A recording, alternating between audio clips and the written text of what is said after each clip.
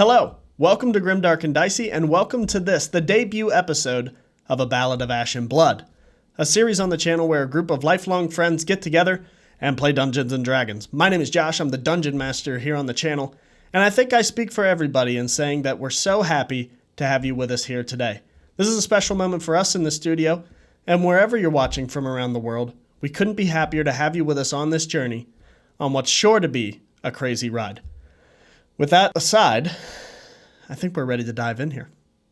So without any further ado, let's jump into tonight's episode of A Ballad of Ash and Blood.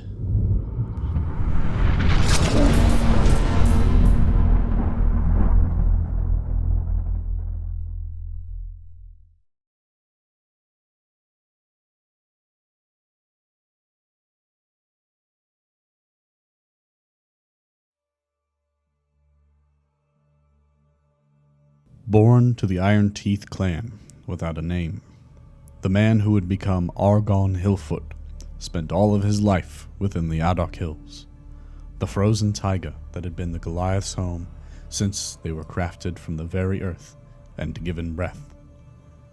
Knowing only the company of his tribe family, Argon was naturally suspicious when one of the small folk, even smaller than most, appeared outside of his village gates. He watched as the man conversed with Targoth, the alderman of the village, insisting to buy the land from the Goliaths so that the dwarf's employer may begin to mine and harvest the rare minerals that lay under the soil. Targoth would hear no more. With the point of his axe, he ushered the small man away. Argon thought this was the end of it, but he could not have been more wrong. Less than a fortnight passed before Argon found himself abruptly jolted from sleep as the sudden impact of an explosion shook his home. With the scent of ash and burning wood thick in the air, Argon quickly stepped outside to the moonlit night to find most of the Adok Hills bathed in the glow of a raging inferno. Argon grabbed his sword from his tent, adrenaline flowing and his instincts taking over.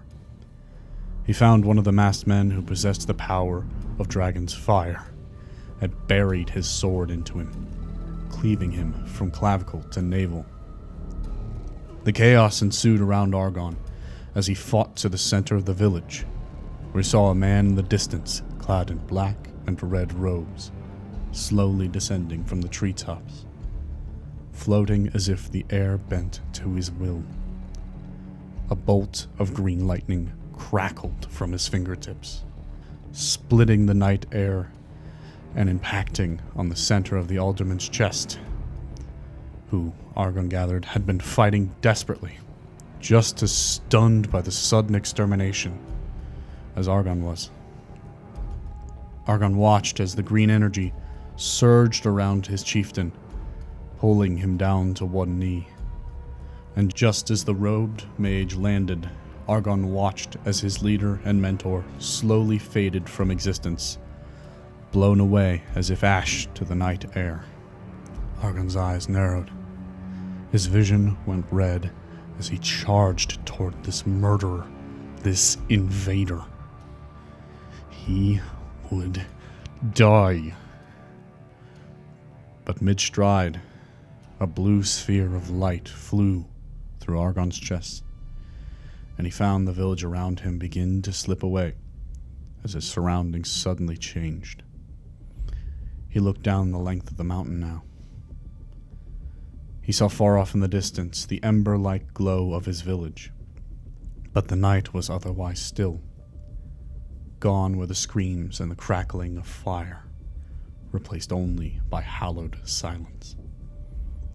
Feeling his rage give way to helplessness, Argon found himself in the midst of his ancestral burial ground, just feet away from his grandfather's headstone. A familiar faint orb of blue light rose from this tomb, taking the form of a Goliath, speaking to Argon, saying, "The village is lost, but your life is not." He told Argon to seek the Citadel, the seat of the world's most powerful magic, that sits within Mendontos, the crown jewel city of the small folk. Go and prepare for the fight to come. Born to a family his memories have long forgotten and orphaned in some sort of military camp he inevitably escaped, Taros spent much of his life at sea. He started as a ship hand, turned merchant, smuggler. Nothing was off the table for Taros. Jewelry, artifacts, and even people. Anything he could use to make a profit, yet the money is not what he cherished most. His one true love was his ship, the shining Amber Rose, the culmination of all his hard work and efforts, being named after his only true friend, Wine, known far and wide in the underground for his smart mouth and knack for evading trouble. Taros was friend to few, yet enemy to fewer, for no one would dare cross him. Or so he thought. On a job shrouded in mystery, Taros was stabbed in the back by his first mate Petros. Literally. As young Taros laid there dying, he begged the gods for a second chance. The answers to his prayers came not from above, but below. Thanatos, the god of death, offered him a deal to gain his life back and don a new face, to exact revenge on Petros. Over the next few months, Taros would hone his powers, bouncing from ship to ship, gaining passage to the city of Mendontos, where he may send word to his network of informants, all to gain knowledge of Petros' whereabouts. However, as this new dark god pulls the strings, Taros may come to find his fate is no longer guided by his hands alone. The first memory Vitus Galong had was from within the Temple of the Open Hand. Gifted to the monastery as a baby, he spent the first 18 years of his life within its hallowed halls, learning the ways of the monks of the Open Hand. Under the teachings of Grandmaster Aris Kasaya, Vitus proved to be a natural and quickly became prodigy to the Grandmaster himself, who took a special interest in young Vitus and pruned him with the intent to make him the new Grandmaster when Aris died. Vitus quickly rose through the temple in skill and thus rank, making him the youngest apprentice in the history of the Open Hand. By the time Vitus had reached the age of 20, he had excelled far beyond his peers, mastering many, if not all, techniques offered only to the most elite students of the Open Hand. The time spent in his training forged a bond between Vitus and Aris that transcended student and master. However, in the blink of an eye, Vitus's world would be turned upside down. A sudden illness overcame his master, ravaging his body and mind. The unknown sickness moved quickly, only needing the length of a single night to take the life of his master. Overcome with inexplicable sorrow and wrought with grief, Vitus spent as much of his free time as possible visiting the grave of his fallen mentor, who had been taken from the world too soon. One day, Vitus returned to the temple after meditating at his master's grave to find the monastery reduced to bits of rubble and ash. Paralyzed and speechless, Vitus turned and ran as far as his legs would carry him. With anger and confusion in his chest and the wind stinging the tears in his eyes, what happened? What if he would have been there? Vitus poured out to the cosmos for answers, but received nothing. With nowhere to go and nowhere to return home to, Vitus picked a direction and took that impossible first step, and then another. Before he knew it, he found himself outside the city limits of the shining city of Mendontos, the capital city that had relied on the Open Hand to provide elite soldiers when the time would come. With only the robes of his order on his back, his quarterstaff in hand, and a pocket full of gold pieces, Vitus, now calling himself Ars of the Open Hand, doing his best to hide from and forget his past, stepped forth into the city, under the alias of his fallen mentor, to drink himself into an early grave. Destiny, however, had other plans. At the young age of 4, Theo is sold by her parents to the Ravenhood Academy, an institution that for decades has produced some of the finest bodyguards in all of Theris, known as Exodites, elite warriors of unmatched martial and magical prowess. Her first decade within the academy, or the pits as it's known as to the inhabitants, were years filled with discomfort, suffering, and brutality. Treated with little regard and often abused, Thea quickly learned to develop a thick skin and to avoid drawing any unnecessary attention from the elders. Her only friend within the walls was a young boy by the name of Briseus. They quickly became inseparable, and where you found one, the other was by their side. Whether cleaning the floors or preparing meals, the companionship they shared was often enough to make them forget where they were and where they came from. When Thea turned 14, a sword was quickly placed in her hand, and she was ushered to the training ground, where she joined her friend Briseis in combat exercises. The two would exchange blows for hours, neither one willing to yield until their bodies failed them. Days of training turned to months, and months to years. When Thea reached the age of 20, she had long since mastered the sword and began to turn her studies to that which would become her true passion, books. Whether knowledge of the arcane or the history of the world, Thea spent the majority of her time reading tales of grandeur of heroes that came before her. Desperate to forge their own narrative and realizing they would never be sold together as Exodites, Thea and Briseis plotted the first of their many escape attempts, each one reaching a familiar conclusion of being captured and hauled back to the pits where they were beaten for the insubordination. With each failed attempt, Thea's hope for a life outside of her stone prison dwindled more and more. Complacent to train with Briseis, take her meals, and wait for her inevitable day of forced servitude, Thea returned to the library day after day to escape to her books, where she read of greatness and dreamt of forging her own story amongst the stars. Born to the harsh winds and snow-capped mountains of Mount Gelthalad, Maltiok Findale has only ever known a world of danger and dark magic. In his earliest years, Maltiok was quickly shown how perilous his homeland could be to those who did not grant it the respect it so steadfastly demanded. As a boy of 10, Maltiok was shown firsthand the monsters that roamed the Arctic woods that surrounded his home. Playing in the forest one day, Maltiok found himself in an area of the woods he did not recognize. He turned frantically, trying desperately to retrace his steps, but felt something unnatural. Picking a direction, Maltiok sprinted back to what he hoped was his village, when a beast of unfathomable horror sprung from the shadows. It clawed at Maltiok, cackling all the while as it tried to drag him beneath the surface of the snow. In a flash of fire and steel, Maltiok saw his grandfather, Master Thalic, split the beast in two, its bloodied head toppling into the snow. His grandfather took the moment to teach Maltiok, calmly but firm, telling his son that he too would someday pick up the sword and defend these lands himself. Maltiok understood the need to throw away his childish behavior and quickly stepped into the role of training to become an aspirant, learning the ways of the world, honing his prowess in combat, and beginning his studies of the nature of runes, as well as their application in combat. Nearly a decade into his training, Maltiok's father, Theramak, set forth into the world to begin his quest as an aspirant.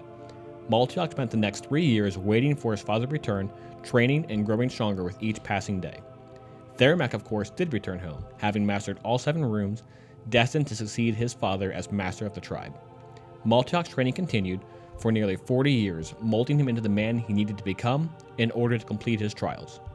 Exactly 50 years after his father has departed on his own quest, Maltiok was called upon to receive the honor of furthering the Findale legacy. His journey began in the peaks of Mount Gelthalad, in the midst of the coldest winter that he had ever seen. For nearly a month, Maltiok sought the frost rune at the summit of the mountain, enduring the harsh elements, overcoming bitter cold, and unwavering from his objective. After a fortnight journeying home, Maltiok packed his belongings and set off towards the location of the next rune, the Rune of Fire. Located in the depths of Mount Tadeus, a Dharma volcano that sits just outside the capital city of Mendontos.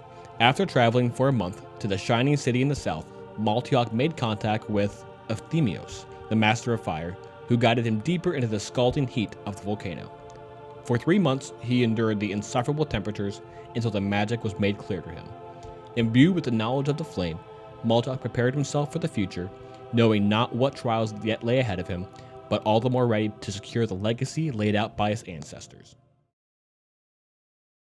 From a young age, Sondrian quickly derived that he wasn't a native denizen of this realm, but that never stopped him from calling this his home.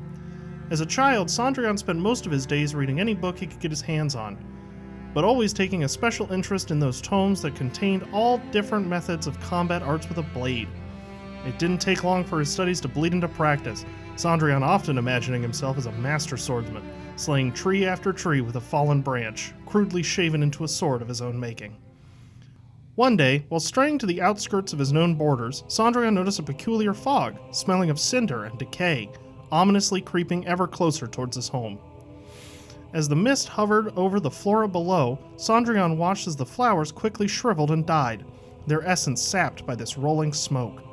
Sondrian rushed home, confused and admittedly frightened at the impending cloud of death that threatened to consume his home.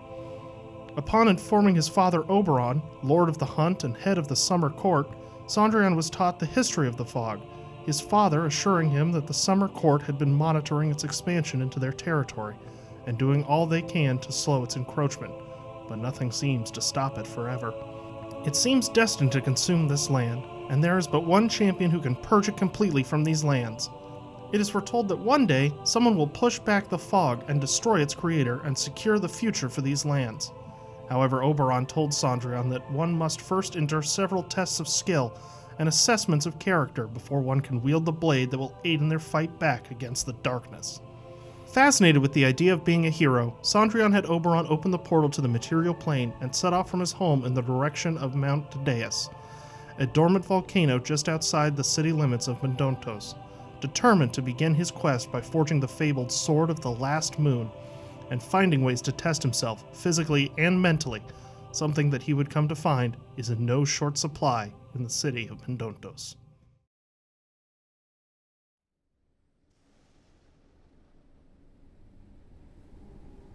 Welcome to Theros, a mystical and ancient realm whose name was nearly lost from the tongues of men. Its time of existence rivaled only by that of the gods themselves. In the beginning, Theros was raised out of nothingness, forged from the chaotic wreckage that remained at the end of the Great Titanomachy.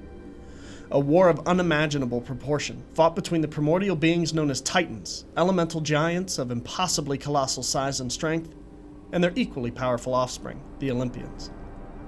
After nearly a decade of warfare, the Olympians finally claimed victory over their predecessors, discarding the corpses of the fallen Titans, those that they could find anyway, and imprisoning those that survived within the deepest depths of Tartarus, each one suffering a unique and cruel fate until the end of time, forever to be captives of the Olympians. It was only after the Olympians had obtained victory that Zeus and his brothers Poseidon and Hades split rulership of the realms of the world between them, and from the barren, war-torn wasteland, raised Mount Olympus into the heavens, flooded the lands with waters, and began life anew, watching and guiding whenever needed. Our story, however, doesn't start here. Millennia would pass before the events of our tale would unfold, within which the new gods of Olympus would continue to shape the world, begin to rule, and settle grievances amongst one another, chief of which was Hades' feeling of betrayal, that he had been cheated and given the worst role out of all of his brothers. The disdain Hades felt for his king brother festered and grew within him for thousands of years, eventually reaching the boiling point in which Hades attempted to lay siege upon Olympus. For months, the gods and their since-formed army of Olympian soldiers known as the Golden Host battled Hades and his undead hordes, until the battle was resolved, resulting in Hades' permanent banishment into the underworld, his eternal destiny to guide the souls of the dead to their final resting place. Time continued to march on as the newfound rulers of the world established their place amongst the cosmos, demanding worship and piety from their new creations. This is where our story begins. The year is 1249 of the second era of the known world of Theros. Over 1,000 years have passed since Hades' attack on Olympus. The world as a whole has begun to enter a golden age, with all facets of civilization in the midst of an explosive renaissance. At the helm of this era of innovation and growth sits the shining city of Mendontos, the capital city of the United Kingdoms of Idalos, which together exemplify the closest thing to a utopia the world of Theros has ever come to witness. Mendontos sits at the center of the outlying territories, each one responsible for overseeing different operations of the city and implementing changes when needed. Be it food shipments from the agrarian city of Ergontis to the south, or the stationing of newly trained soldiers from the military city of Acheros in the north.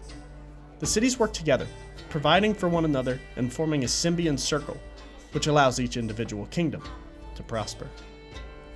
Mendontos, however, stands alone in its magnificence, each district a flawless example of how the gods intended it to be. At the edge of the city stands the Colossus, a breathtaking automaton of brass and steel, standing well over 200 feet tall. It casts its shadow over the Sirius harbor and was designed to protect the city in times of great need.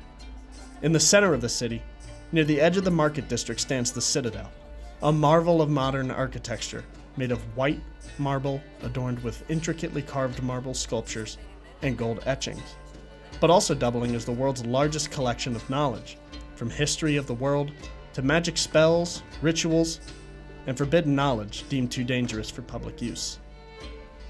Our story starts here. In the cobblestone streets, just outside the 100-foot-high white slab stone doors that sit ajar, almost inviting you into the confines of the massive library. The sun burns brightly in the sky, sitting just behind the extending towers of the Citadel that sit on the backside of the perimeter of the central Acropolis-style building, creating the image of an open hand stretching towards the sky, fingers extending towards the heavens. Alec, at this time, I'd like you to describe your character. We have a nice and large man named Argon. He's kin from the mountains, a barbarian of sorts, just rough-hewn, thickened skin, patchwork of hide, and his own making armor, completely covering his body. He carries a rather large, even for him, great sword, and follows forth with the spirits of his ancestors. So you currently find yourself outside of this giant stone building, again, just magnificent in its construction, coming from a small world, a small town rather. The sheer magnificence of a structure this large in and of itself is mind-blowing, let alone what you've experienced to get here. So you find yourself just outside the doors. What would you like to do? This is an odd city for the small folk around here. I'm going to look among the crowd to see if there's any of my kin around that I can ask in a more effective tone. So most of the population of Mendontos is relatively human. There are obviously scatterings of the odd race here and there. You do catch a passing Goliath as he sort of makes his way towards the shipyard. He's carrying like these large stacks of lumber boards, and he's heading with pace towards the lumberyard. But you kind of like catch his eye and he like looks up, almost like a unspoken nod. I will speak to him Sure. in Giant, of course, and I'm just going to ask him. I'm searching for a sort of magical center to the city. Where would I go to find this? Kind of without even missing a beat, like in his step, he kind of just points like, "You're here," and just gestures towards the Citadel, and just keeps on booking it. That is a big building. I think I'll enter. So as you walk up the 20 or so matching white marble steps into the sort of foyer area, you find yourself inside the Citadel building. It is warmly lit. As you sort of step in, the doorway opens and expands almost immediately to a great magnitude where there's hundreds of feet on either side of you of bookcase upon bookcase upon bookcase, all filled to the brim with scrolls, scattered tomes, and just loose pages. In front of you sits a circular desk, in the center of which sits a guardian of knowledge who is clothed in these maroon robes, and you can see he's holding up these reading glasses up to his head as he sort of... I will get far closer than I think the small folk are comfortable. Okay. So you get like right up next to the desk and you're kind of like... Excuse me. I will poke his head. What can I do for you? I seek knowledge on magic. A very good place to seek it. Where in this, you call it a library, would I find it? The Citadel houses all knowledge, not just that of the arcane. What do you seek specifically? It was a magic of combat, I would say. Magic of combat. A sort of destructive knowledge. Yes. Ah, dangerous. Dangerous, this. He goes back to his book.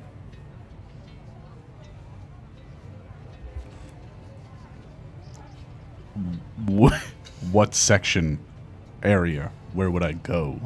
Oh, are you a student here? Yes. Make a deception check. We're full of campaign. It's a 2. A 2. Starting off strong. Oh, add your modifier. Add your modifier. It's a 1. Do you have your coin on you? Who? I pegged you for a troublemaker. The library is off limits to those without studentship. Oh. Okay. Good day. I'm just gonna start walking the sections. So as you Think kind of he's like, gonna stop me. he seems very disinterested, and you kind of like approach the bookends of these, again, just vast rows upon rows and stretching from floor to ceiling of books and tomes. On either side of the sort of series of these bookshelves, there are 2 large, like stone concrete tables that are, just long benches kind of stretched across the length of each one. There's 2 on either side, so when you walk in, 2 stone tables on either side, and then the rows of books. As you kind of meander your way about the sort of entrance lobby, you spot several other guardians who are kind of walking about, tending to scrolls and putting things back, taking things off. But at the table to your left, as you kind of turn away from the, what do you call it, receptionist, I suppose, you notice a man sitting furiously kind of filling out several page after page after page, and he's just very quickly kind of hitting him, and turning him back. Dylan, at this time, would you please describe your character? I will indeed. My character is Taros. He's a very tall human, paler skin. Most notably, the first thing you're gonna see is he's donning a very cool, ornate mask. It is carved out of obsidian. It has a elven face carved into it with a very sorrowful, sad expression on it. Big black cloak, kind of a person you don't really talk to, but you definitely keep your eye on. Very large scar in the center of his chest and on his back. And I'm just going to town writing some letters right now. Okay. So out of the corner of your eye, you catch him just kind of going to work very, very quickly. You're turning your attention now to just any bookshelf in particular. Are there section headings? Not from what you can tell. There seems to be a method to the chaos, but nothing that you can really discern as like profoundly like this is the mystery section. They're just like numbers. Yeah. And I don't know what the numbers Right, mean. and the guardians they're coming in and out of each row, and they're like almost automatically like grabbing this book and that book, and then turning back around. Like they know exactly which Right, book exactly. they're supposed to. Yeah.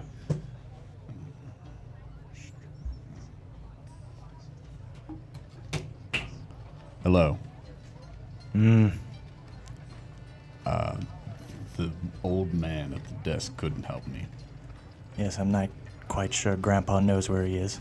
It was strange. He thought I was I don't even know. I'm blind, not deaf. Apologies. You seem to be one of the writers of these books. Do I? You are writing. I am. That is a So that makes me a writer of this place. Perhaps. Unfortunately not. Ah. Could you help me find knowledge of destructive magics?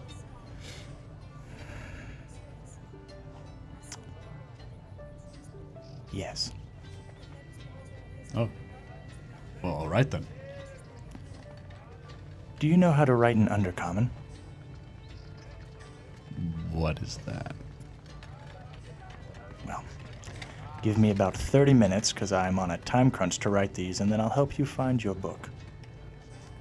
I will wait here then. And I'm going to sit on the table, and I'm sure it's not going to be happy that I'm sitting on You're it. sitting on the table, not the bench? Well, yeah, the bench, but... Okay.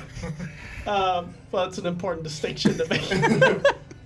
I'll sit on the table. Do you mean chair? No, the table. No, it is the person table and then the book table. Yes.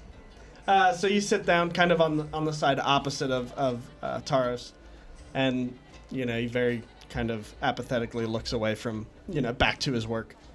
And you kind of just, taking in the sights. Again, it's beyond your wildest imagination.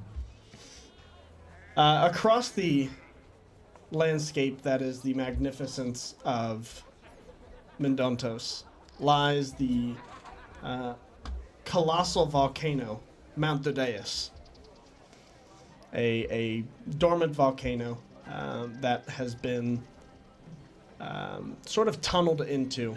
The large spiral staircase encircles the edge of the mountain, leading into an alcove in which the most magnificent forge arguably ever built, the Heart Forge, lies inside the mountain, just above these sort of bubbling streams of the volcano. You find yourself there, Sam, as you walk into the sort of entrance area. Again, it's this big sort of open space, and there are several almost like workbench areas scattered, almost a half dozen of them, kind of scattered amongst the the river of lava that's sort of kind of troughed into the mountain. That you see it just kind of spilling out, controlled, of course, but the workshops are sort of stationed equally around it. As you sort of approach, there's a very large man standing at the edge of one of the workbenches, almost just kind of passing the time, just standing, hands over the heat.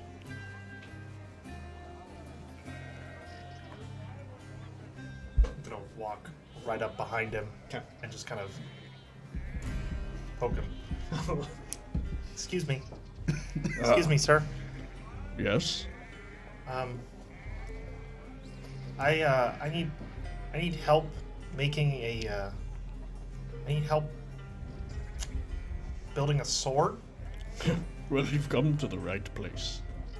Boy, I sure would hope so. It's hey, I'm real tired, but I think I have all the parts I need. I just need somebody to help me with the mold. Very well. I'm gonna What are we building here? take my backpack off and furiously scramble through it. Just kind of I'm gonna pull out this paper made of a sort of material that doesn't quite look real. okay. I'm just gonna open it up and display what are essentially the blueprints of the sword I'm trying. So sort of like schematic of sorts. Yeah. Okay. He kind of takes it from your hand delicately, and Designs, measurements, edge length. he's looking at it. He looks back to you, and then back to the drawing, and then back to you. You have the components. I think so. Yeah. I need fresh magma, which looks to be right about there. I have some leather wrappings for the hilt. You're good? So he's just looking at the schematics and kind of back to you. But yeah, I just need the magma, which seems to be there. I have the leather wrappings for the hilt. I have some tools for the inscriptions on it. I can take care of that one. That's no big deal for me. And I have the special other ingredient that's listed there. Just kind of need help making the mold and pouring lava. I'm not really built for that kind of work. Well, we can certainly help you with that. Go Right. head over to the forge and begin treating your metal. Okay. Thank you. Mm-hmm. And then I'll spit on the floor in front of him. okay. He's a little weirded. He's just like, all right, that happened. And you sort of turn around to one of the workbenches, and as you turn, coming out of the sort of hallway that you now realize is on either side of sort of the entrance, you can turn left or right, and there's these kind of snake tunnels that seem to descend further down into the volcano. Stepping out of the one to your left as you turn around, another large Goliath who is completely covered in soot and ash and just looks beaten. Creeps, you want to go ahead and introduce your character? He's tired. So my character is a towering behemoth of a Goliath. So his stature and his temperament reflect the mountains that he has called home for so long. Massive, cold, and formidable. His stormy gray eyes and frost-colored skin make him seem like one of the stones given breath, and his icy white beard like a shock of snow sitting atop him. It is clear by the scars that lace along his back and his arms that he is no stranger to hardship and danger. His armor and clothes are bare and minimal, making heavy use of the natural resilience of his rocky skin to allow him to move freely. His presence speaks of magic and primal power. So you see that walking towards you. Again, just this very tired, exhausted expression on his face. What does he look like? Sandrion? Yeah. I don't think we ever We didn't. got to that. Why don't you describe your character? I'm sorry. I kind of want to be a mist right now. You don't really know what I look like. I have eyes, Sam. So Sandrion is a small-ish elf, relatively juvenile in age, wearing some clothing and boots that are just a little bit too big for him. Those particular clothes are loose-fitting to begin with, but on him they almost swallow him up. Underneath is a nice patch of leather armor that he was given before heading out. He's got this almost platinum blonde hair and just really deep blue eyes, almost like these dice in particular. Just essentially just two gems right in the center of his face. And he's got a sort of a bandolier on him, and this really heavy backpack. The bandolier filled with what looks like empty vials. And he just looks really, really excited to be here. Having seen that, I'm going to walk right past him. As you do. Just trudging my feet and nursing these burn scars Sure. that are wrapped around my wrist. And I'll approach the other large man. Okay. There's kind of this like trail of smoke almost that's following you into the room. And the sort of forge master kind of looks up to you expectingly. With a big grin on his face. He's just like, "You made it." I'm free. Ah, very good. He goes, gives you a big old bear hug. And I audibly go, ugh. Tell me, how was it? Grueling, to say the least. Well, if it was easy, everyone would do it. I'm not sure I have any water left in my body. I've sweat so much. I don't know what to do with that. Perhaps a I trip have to some water. I think your laundry is talking to me. No. Not laundry. I'm just small, comparatively. He's come to forge this. He kind of passes the schematics. Careful there, burn marks. It's a sword. It is. Why not just buy one from town? That's not just any sword. Well, I'm not particularly an expert, so I'm not sure.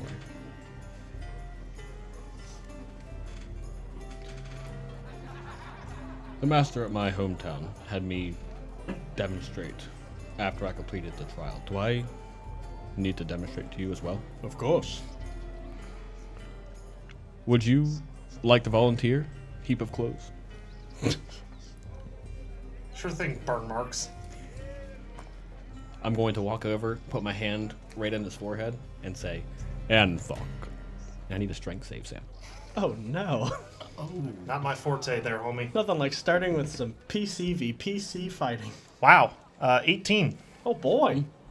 So it passes DC, but even though you pass the strength save, 2 shackles made of stone and magma appear from the ground beneath you and try and lace around your arm. You're able to just slip free of them as they try and snake and grab onto you. What a mean trick. You volunteered. Generally, if you're going to prank someone, you don't tell them you're going to do it. It's not a prank.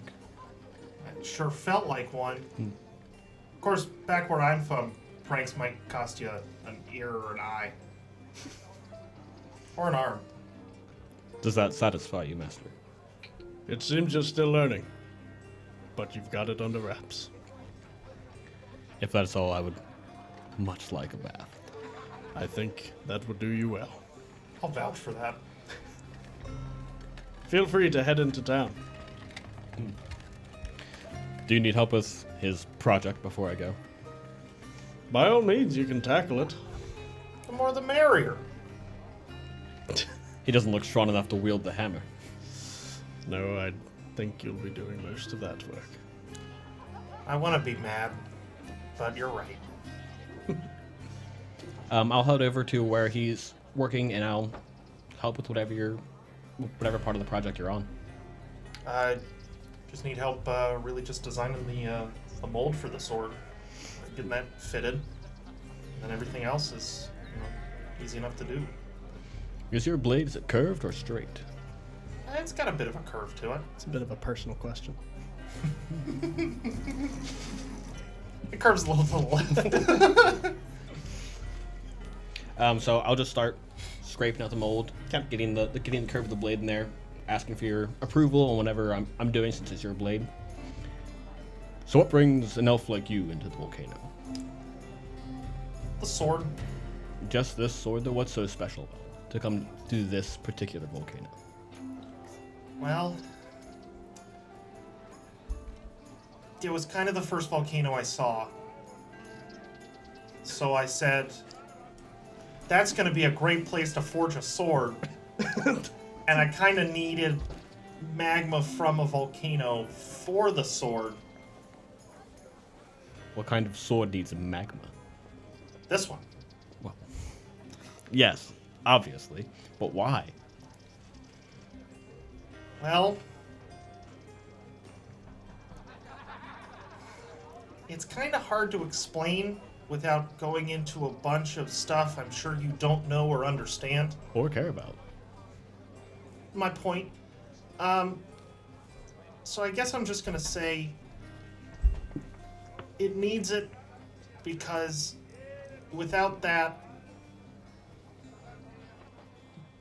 this bottle wouldn't mean anything. And I'll just pull out a small vial of some sort of clear liquid. Water? Sure, yeah. It's water byproduct. Well, it's your sword, so make it however you'd like. Whether it works or not, that's yet to be seen. We'll see. Yes. A little longer, though. A little longer in the curve there.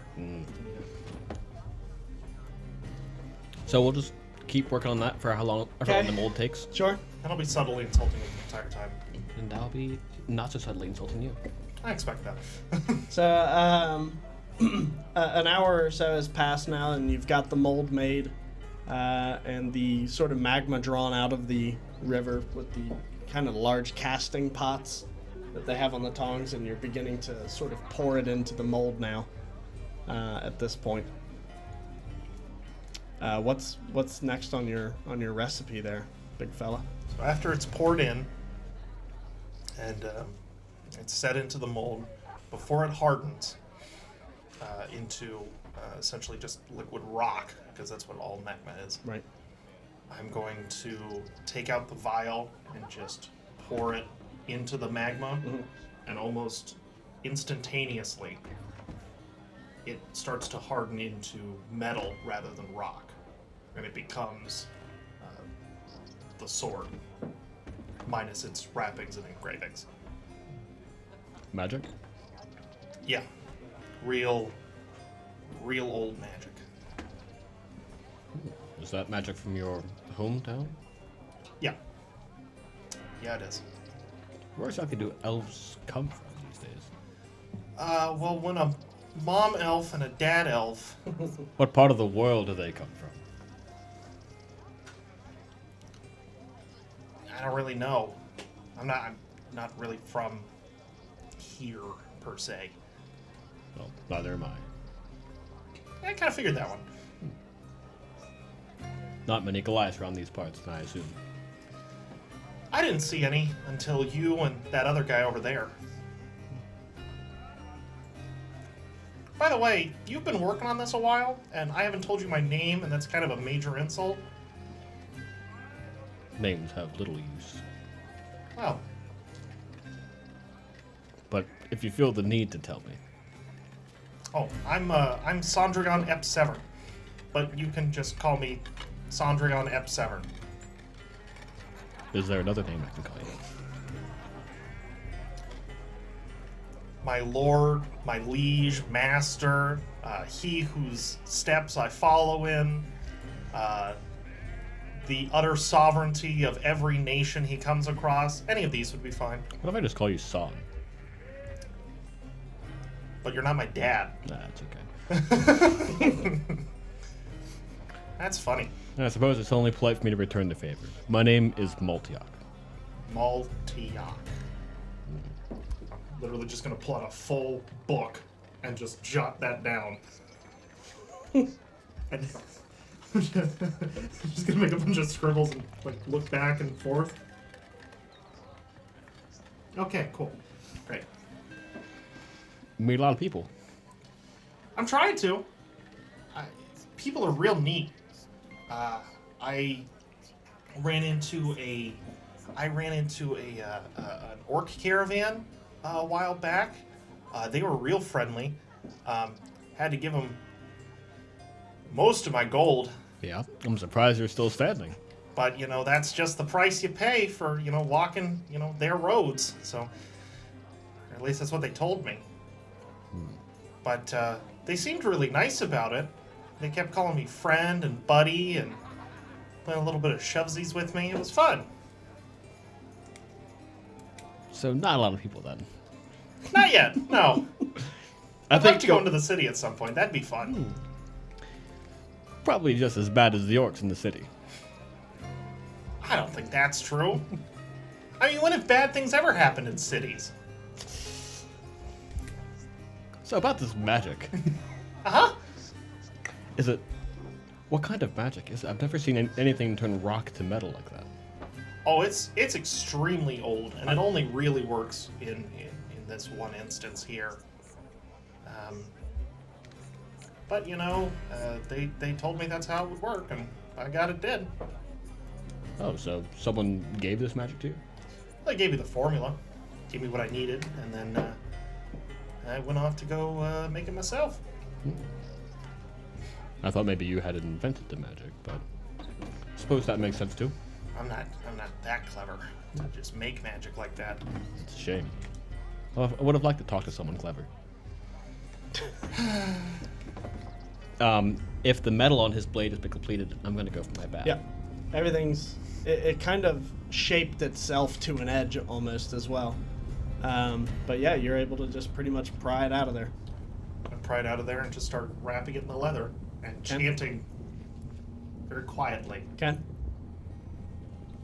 in a language you don't understand. Unless you speak Sylvan, I don't. then you don't understand it. So you complete the wrappings and the engravings, and you see Maltiok kind of like heading out of the open area, the forge area, and turning down the stairs.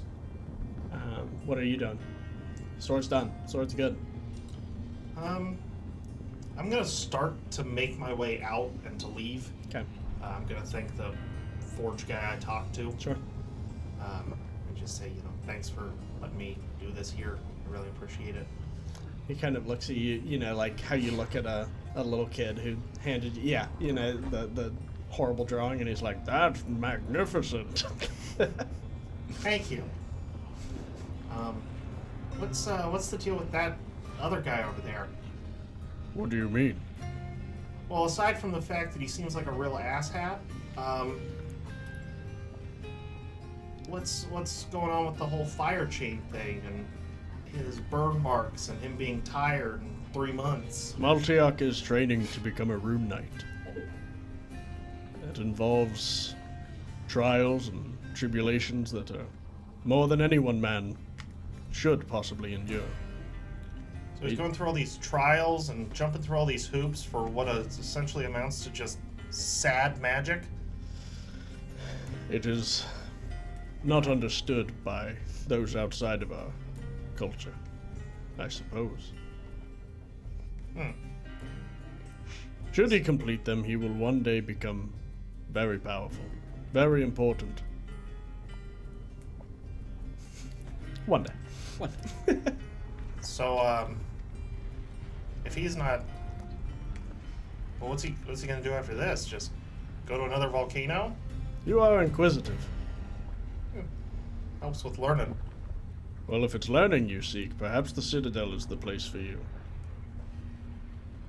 Just gonna pull out a kind of a map, just loosely drawn, Okay. very small piece of paper.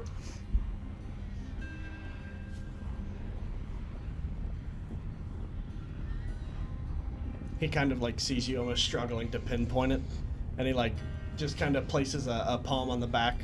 Takes up my entire back. Yeah, right.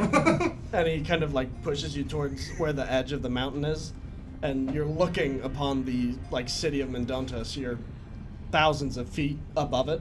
Mm-hmm. But even still from this range, he kind of like points out to the distance, and you can see this, like these pillars and towers, almost like a fractured, like crystalline structure of the Citadel, this large, like white marble building. It's that one. The big white one. Just gonna make a small dot on the map, just put it away, stuff it in the book, back in the backpack. All right, gotta go to the Citadel. Maltiak is heading into town. He may be able to guide you there. Well, that'd be real cool. I've been kind of on my own for this whole thing, and it's a real bummer. Yes. Solitude can be difficult at first. Yeah. I guess I'll just sit here and wait for him. He's not coming back. And you can see like underneath you, like on the edge of the mountain where the staircase kind of spirals around, he's now like making a second round around, like 50, 100 feet underneath. Very you. slowly. Yes. Okay. Jeez. The Forge Master kind of like turns around already and goes back to the work on his... How far down is he? Probably 100 feet or so. Yeah, I'm just gonna jog over to... Okay, so Try to you're get to him, jogging yeah. the steps. So you're just flying down the stairs, and Maltiak like behind you. Yeah, behind you after another like 5 minutes or so of walking Wait up! down these stairs. Hold on! Yeah, almost like Scooby-Doo style. You just see him like full booking it behind you. He trips over one of the steps. Oh no. But like stumbles and keeps it going. Yeah. Like, oh god! Oh, Sandrian. Yeah, that's me. Listen, I was rude. Let me accompany you back to the city, so no orcs take the rest of your gold. Well, that sounds great. Let's do that. The two of us will head to the city, moving at half speed. It's a bit of a trek as it is.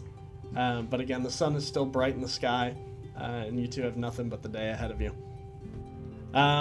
With that, further into the city yet, and down these sort of streets and alleyways, there is this large stone building, the outside of which is sort of surrounded by this perimeter of iron bar fence, black iron bar fence, and these sort of mud fields in which there are dozens of young adults who are sort of training sword and board, spears, hand to hand. They're just covered in the mud, going at it outside. Thea, you find yourself amongst them. Would you like to introduce your character, Angelique? She's a human paladin. Don't look at me like that. I'm not, I was looking at you. She has long brown hair. It's braided out of the way. Nice and neat.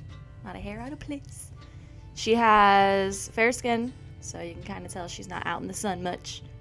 She's got real pristine armor on. It's silver with gold trim, and there's not a scratch on it. It hasn't been used.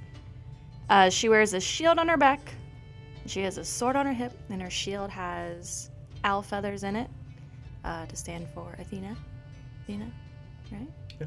Athena. I think the owl's her symbol, yeah. Yeah, I think so too. Yes. So she has owl feathers on her shield, and then she holds herself with a lot of confidence. Yes. Thea. Very confident. So you're standing amongst several of these other young adults who are, again, sort of armed to the teeth and out in the yard, if you will. And most of them are just sort of trading blows and exercises. You have just exited the building behind you, which you've come to know as the Pit. This academy of, upbringing, I suppose, where you've learned and spent your years learning how to fight and how to cast magic and this, that, and the other thing. A general knowledge of the world. You've just stepped outside into the training grounds, and your lifelong friend from as long as you can remember being in the pits, your friend, Briseis, stands next to you, sort of spear and bucket shield in hand, or not bucket, Buckler. buckler, yeah, that's it. Buckler shield kind of tied up. He's still kind of strapping it on. He kind of looks up, these long brown locks, just typical, like, Prince Charming looking dude. You know, the big broad shoulders and the thick jawline, right? He's a 10. And he kind of looks up, he's finishing strapping on his shield. Finally made it outside. You care for a beating? So you're ready to go there. I don't think I can handle another. And he kind of steps back out into the mud and takes his stance. All right, don't hold back this time. And the two of you continue sort of sparring, going at one another for the next 10, 20 minutes or so. And when Briseis has had enough of a whooping, he finds himself sort of on his back at one point or another, spear disarmed from his hand. And the quartermaster, the sort of head of the Pits organization, you see him making his round on the backside of the training yard with an unrecognized gentleman, someone you've not seen before. High elf, very pale skin, this platinum blonde hair that's very slicked back and sort of tucked into a black cowl, just allowing his ears to poke out. His face is hardened and aged, even from an elf standard. And he kind of walks through, he's patrolling the yard with the quartermaster. And the quartermaster, as he approaches most of the group, he commands, "To attention!" And everybody almost instantaneously falls in line. You see him, you and Briseis as well join the formation, and the quartermaster, he turns over to this unknown elf, and you can see him sort of muttering something under his breath as they approach the line of soldiers now.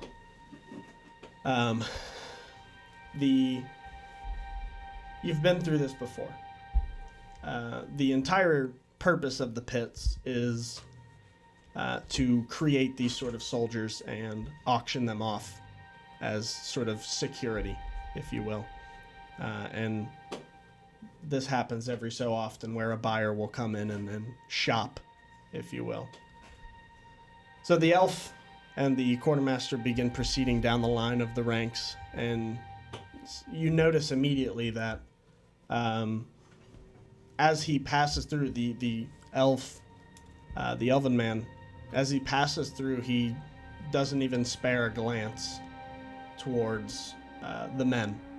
There are a few smatterings of like women in the yard, and he, as he's walking by the men, he's just stone-faced straight ahead. And when he gets to the women in line, very slowly,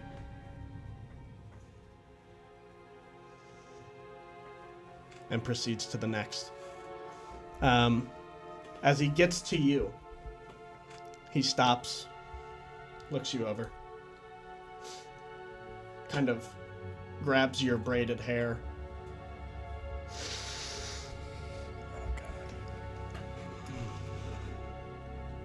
And kind of starts to like circle around you. This one will do. As the quartermaster, your heart begins to pick up immediately. First of all, the second he even like extended a hand towards you, you can, and as he did, it's not necessarily gnarled, but like the nails are like not unkempt, but they're like long and sharpened. And he's just wearing this like black leather corset that kind of draws down into a dress. Again, he sort of circles around you, and he's still just like eyes fixed. The quartermaster kind of takes a second and... Absolutely.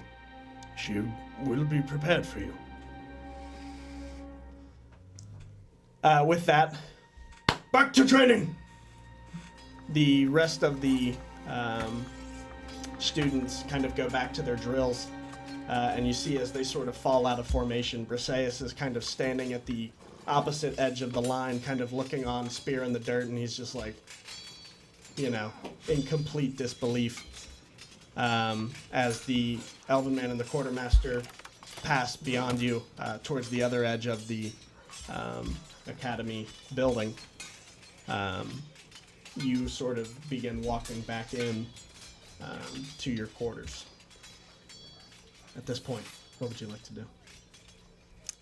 I guess I'll go to my room and start packing. So as you begin to kind of wind down the hallways, again, mostly built with stone, and there are torches kind of hanging on either side as you're passing, sort of in a staggered formation. The smell of earth and just dirt kind of lingers in the air. It's something you're used to. But it still never really goes away as you're passing through the corridors. The scent of fresh earth ever pressing you now as your emotions are sort of flying this and that way. In passing, in heading to your room, you pass by someone you've always grown fond of, almost a mentor while you've been in the academy. And he sort of stops you. Silas, his name is, and he kind of puts a hand on you, seeing that you're obviously flustered. He kind of catches you, spins you back around. What's wrong, my child?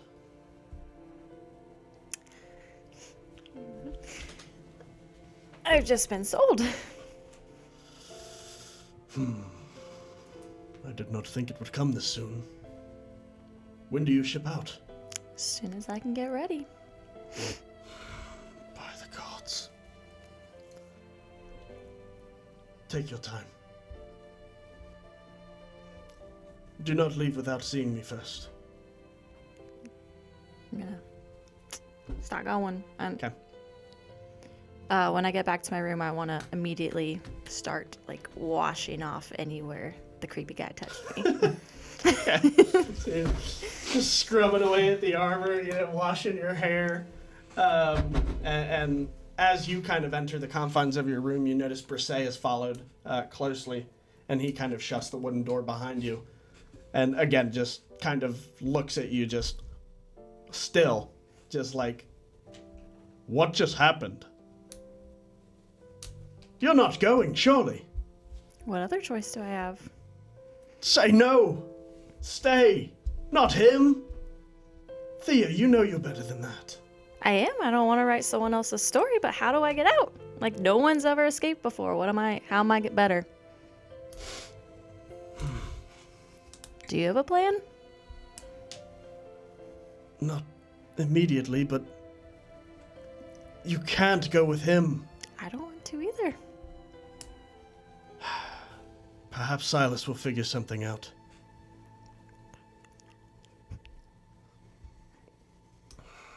And he kind of like turns back and kind of collects himself for a moment before turning back. I will return. Take your time. And he walks out the door. With that, we find ourselves back in the Citadel. Taurus, you've just completed writing your last note, if you will. You're starting to kind of roll these tiny raven scrolls up. And what would you like to do at this point? Right. What was your name? My name is Argon. Argon. Pleasure to meet you. How much gold do you have on you?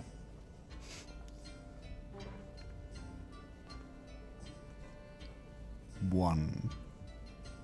Jesus. Right. You hand me that gold, and I will point you in the direction you seek. I thought you were going to teach me some. You were simply going to lead me? You want me to teach you magic? Perhaps, yes. If you know the proper destructive or how to combat it.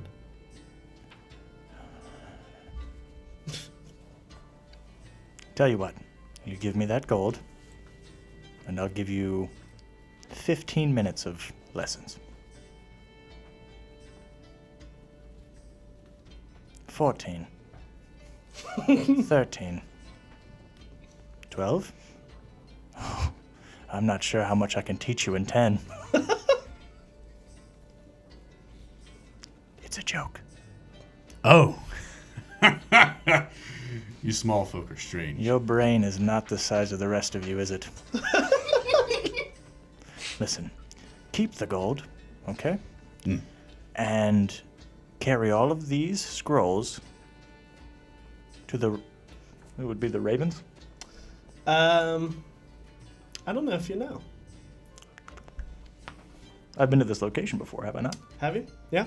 I would imagine. So the ravens are sort of all kept in the central spire of the Citadel, so you would need to make your way all the way up there to the birdhouse. So that would be probably the top floor. Correct. What is that? An aviary. I think that's what that's called. Aviary. Aviary. Can I see it from where I'm at right now? No, you're in. No? No. An aviary is for birds. An apiary is for bees. You're going to need to carry all of those to the aviary, and then I will show you magic. I'm just going to kind of palm the handful of them. That must be nice. This way. I'll stand up and Just start as making you, my like- way that way. Just as you guys kind of like step up from the stone table, you notice that walking in the same open doors that you found yourselves walking through a moment ago are these three characters in these like black and red robes as they sort of approach the gentleman at the front counter. And you see them kind of beginning to engage in conversation. Again, the gentleman remains it, for the most part. But at one point in the conversation, and again, this is sort of all in passing as you're walking past it, he sort of looks up like sharply, and you see him like unintentionally kind of like drop his glasses before like they beckon him towards one of the alleyways of the bookshelves. The bookshelf you're actually passing, or the alley that you're passing. As you look down it, kind of instinctively looking towards where they're pointing, a large iron gate sort of barricade. Is he snoring? Wake him up! Wake him up! We got a game to win! It's better than what he was doing earlier. So. Well, You know, a little column A, a little column B. So as you kind of like look down this corridor, black iron gate, chains kind of draped all across it, padlocked. And behind it, these sort of blackened, almost soiled tomes sit, also chained in the background. So again, the sort of leader of the trio, if you will, is sort of beckoning to that. And the head guardian, the receptionist, if you will, kind of uneasily steps up from his chair and begins heading down the corridor. I'm going to make a mental note of what those tomes look like. Okay. Are they friends of yours? You wear the same clothes. I don't have many friends here. Hmm. And they're of no concern with me. Odd. I would think people that wear the same clothes would know of each other, at least. Who are they? They're not wearing the same clothes as me, are they? You're wearing a black robe, they're wearing black and white robes. Yes, you're very simple. No, not simple, intuitive. Okay. No. I mean, theirs are like... What's that intelligence score? I'm gonna score it. so -4. Theirs are like full body black robes, like you would expect sort of a mage's guild member to wear. I didn't do a good enough job describing the clothing I'm wearing. So I have just one, like a big black cloak that's kind of like, Batman style, can cover everything. But underneath that is like a purple and gray kind of tunic. Okay. I was more under the impression you were wearing a hooded robe like that. No. Oh, That's my bad. you're one of them. Who are these letters to? Everybody. Wow. I think you're going to need more letters. Right. To informants, and those informants will carry out that letter across a network. I'm looking for someone. Ooh. Who? That's my business. This way, please. Oh, okay. You sort of step past him and begin heading back up to the aviary that you have visited before. You find yourself in the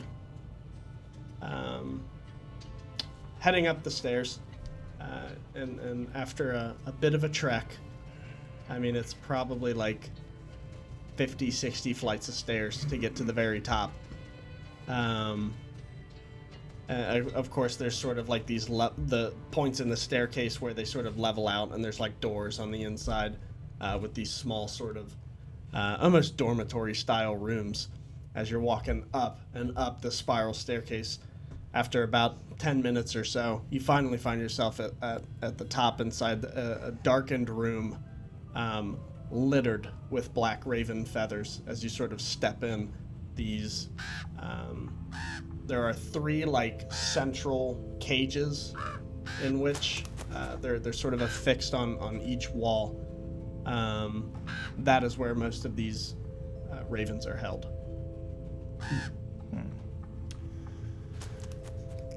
Do I see a raven that may stand out a little bit different? Maybe a marking on its talon? Make an investigation check.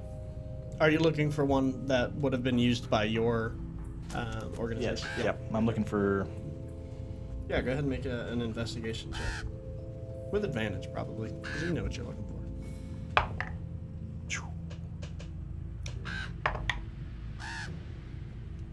What do I add to that? Can't see it. 16? 16. So after a minute or so, you're mostly eyeballing them, but there does come a point where you're kind of like smacking some of them out of the way to look in there, and you finally find one with a sort of vibrant purple band almost drawn around the ankle. There's a problem here. I have all of these notes and only one bird. Didn't think this one through. No. I'll tie all of them into like a little Bundle. little bundle.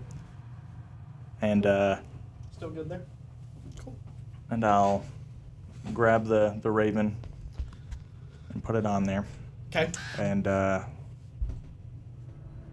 in Undercommon, I'll speak to it and say, "Help me find the rat."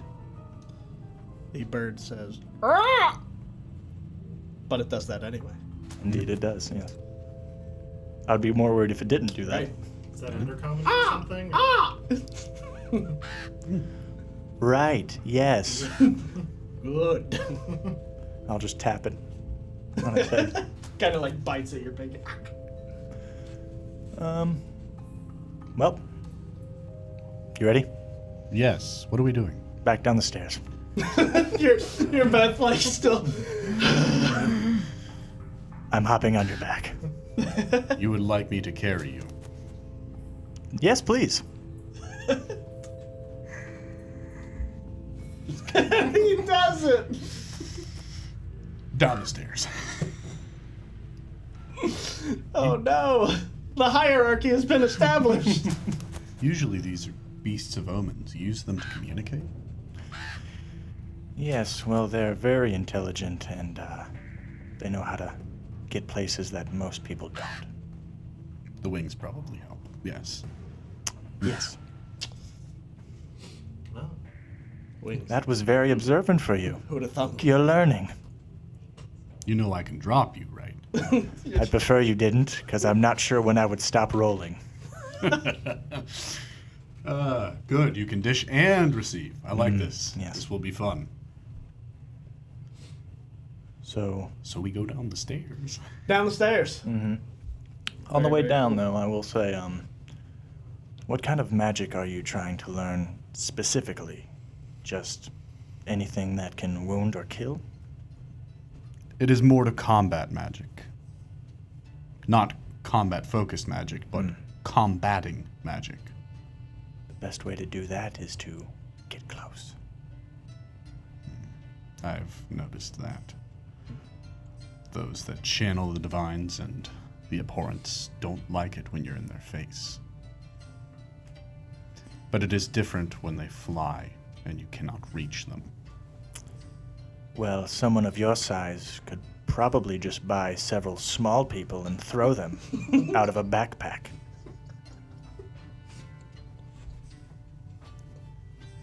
This That is one another was of only these- slightly a joke, actually. Another one of these jokes. No, you're quite large. Yes. I know an orphanage that pretty penny for a few of them. Oh. I do not know how to react to that, but I will assume it is joke. Right. Do you have anything range-oriented? A bow, perhaps? I'm sure you could tear down a tree and do something with it. You see the spears that stick from my back? Ah, there they are. Yes, I throw those. One's like through your thigh. Between my, just bouncing between my thighs. That's what that is. Right. Thought you had a disease. I was worried. Right. Well, You said something about finding a rat. yes. Is this someone who has wronged you? Very much so. They've taken the most important thing from me. Your joy? Your family? No, What has he taken? my fucking ship. As we go to the exterior of the town, Sandrian and Maltiak, you guys are just now sort of reaching the bottom of the volcano and entering the city limits. Well, I guess those two aren't. They're pretty mutually exclusive. You've reached the bottom of the volcano, and then you proceeded towards the city limits. You now find yourself outside of the city, again, bustling with life. Just everywhere you look, every single sort of facet of the city dialed up to 11. As you proceed in, where are you heading? I'm headed straight to the docks. Okay. Anything important that was discussed on your journey? Well, and then I told him, like, well, if you're going to start training blink dogs, you got to make sure they're not blinking out of their cages. I mean, it's really kind of just simple that you you take care of knowing what the animals do before you start mass selling them to people who don't know what they do. You know what I'm saying? I think I know what you're saying. So, where in here are you going? I'm going to head to the water and wash all the soot off me. That would make a lot of sense. Can I convince you to go to the big crystal library with me? I'm not sure they'll let me in like this. If you give me 5 minutes to clean up, I will join that. That's a good bet. Literally just... It's not a bath as so much as a not being Just a wet sooty. rag. Do you need... how can I assist you in this in-depth? Just follow me to the docks. Do you need the docks for water? I mean, there's probably a fountain in here somewhere. Yeah, there's a very large fountain indeed as you sort of continue to proceed through the bustling streets of the city. This main street that actually winds and bends its way back. Sort of a main street, if you will. And there's these yellow and blue, like alternating diamonds in the cobblestone. Very elegant, very handcrafted. And as you approach this large fountain, and when I say large, it probably spans a diameter of 100 feet or so. Again, probably 3 or 4 tiered, at the top of which a large bearded man in a toga holding a lightning bolt above his head, whom everybody and their mom recognizes to be Zeus. Who? Hephaestus, yeah. Oh, yeah, that's right. Tom Ronald from apartment McDonald. B. Who's Can I say that? Is it clearly like a decorational fountain? It's, I mean, yeah, it's ornate. It's pretty. It's not a bathing fountain. Is what I'm saying. I don't think anyone would think twice. You know, Really? Yeah, if you went up, you know, and you're just slapping some water on you. No, I don't. But if you like full body soap. Yeah, if you hop in there like a mad lad. I'm going for a full body thing. The soot's in my crevices. Well, man. yeah, you don't want to hop in that then. That's why I'm going to the docks. Go to a tavern. I like natural water. My water has to be free range. I only bathe in Fiji. That is not a sponsorship. Well, that's some water there. I mean, underneath the guy in the toga with the lightning bolt. I have no idea who that is. It's Zeus. You say so. You really are from far away, aren't you? That's what they tell me. Who's they? Lord is dead. Oh. Well, that makes sense. Yeah. I'll just suffice for washing my face off in the fountain and save the full body soap for a later time. Sure. And then I'll follow him to wherever he wanted to go. After I watch him clean, I'm just gonna put my hand on him and cast prestidigitation. Watch all that soot just fly off him. Waiting until after. Nice touch. I didn't know what he was doing. Sure. I didn't ask him why he was going to the fountain. So he's grabbing, you know, a handful, and you know, I did say to wash the soot off me. just getting all done I didn't up. care enough to remember that. As you see that his skin kind of turn from this like just dark and black and brown, you see him kind of wash it away, revealing this sort of pale icy blue skin underneath. And once he's kind of, you know, he runs it through the back of his, are you bald? Yes. The back of his bald head, kind of a sigh of relief. And at that point you just, yeah, boop. And the rest of it. I'll just go ahead. Where was it you were headed? Giant crystal library. Over there. Lead the way. Okay. That won't end badly. I'll just start moving. So you continue heading down the main street, and you find your way into the like manufacturing district of the city. So there's like a ton of stuff going on. There's lumber being moved from side to side, machinery bits being hauled in large wagons. The city is alive, you know, with just tons of people moving about. There's a lot going on. Is this normally what the city looks like, or? I haven't been to too many cities. I hear this one's quite busy. If you say so. I'd like to do an investigation check to see if we're heading in the right direction. Okay. You're not. I got a 15. Yeah, you are. Okay. You kind of like you're peeking over the rows of like buildings, and you can see the white crystalline like spikes, if you will, of the citadel kind of poking above them, just barely. But yeah, you are. You're heading in the right direction.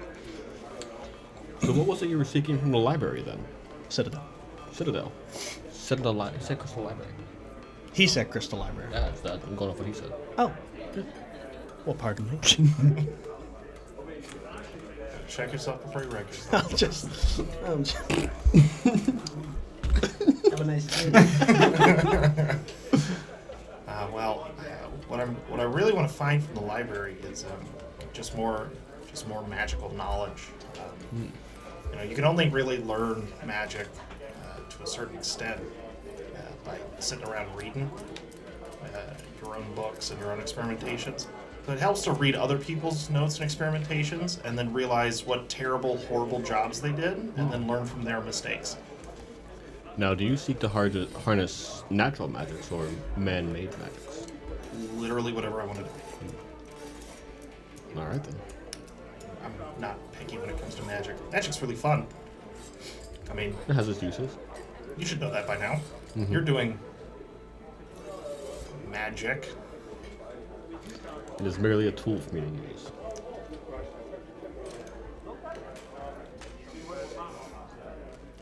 Yes, it is. Magic can prove to be a valuable tool to doing what you want it to. But also,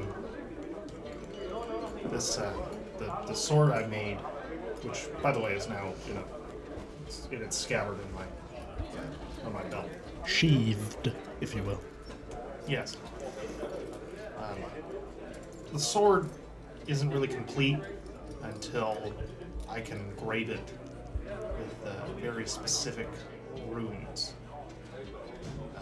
Runes of which require certain materials. Those materials are found in various places from various sources throughout the world. And I need to find out what they are, where they are, and how to get them. I think I heard the master tell you, but I'm on the quest to become a rune knight, so I have some familiarity with runes. Yeah. And interesting thing about them is the simple etching does not imbue any power. You have to know the magic behind it before it does anything. So maybe I can help you learn that process a bit. I'd certainly appreciate it.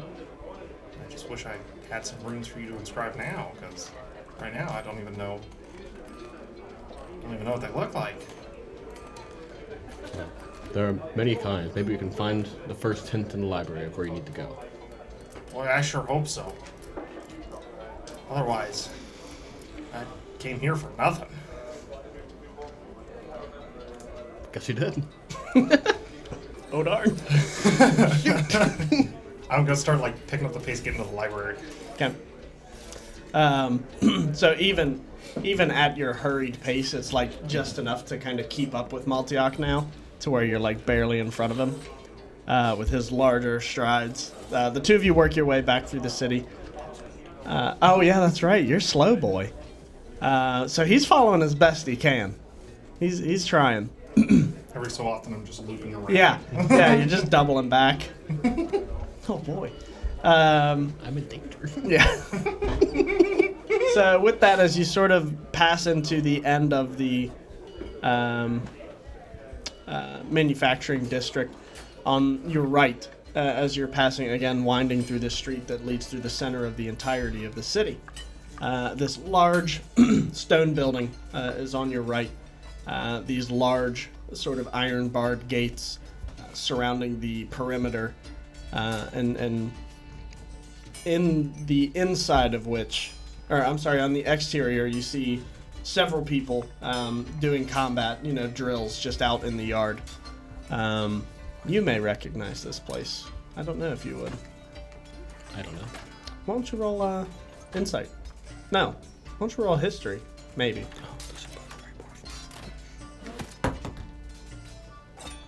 Not mod 20.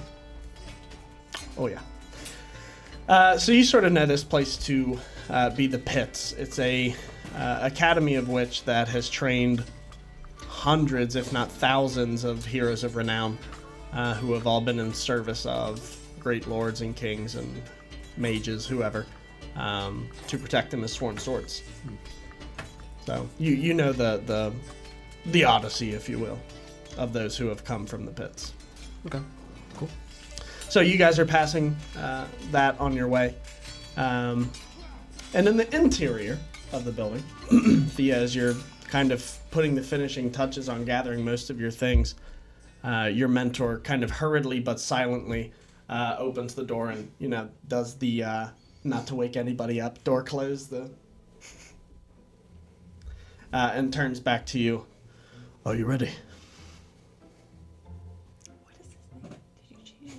I don't know. What did you have his name as? I had it as Attalus. Oh, I did change it.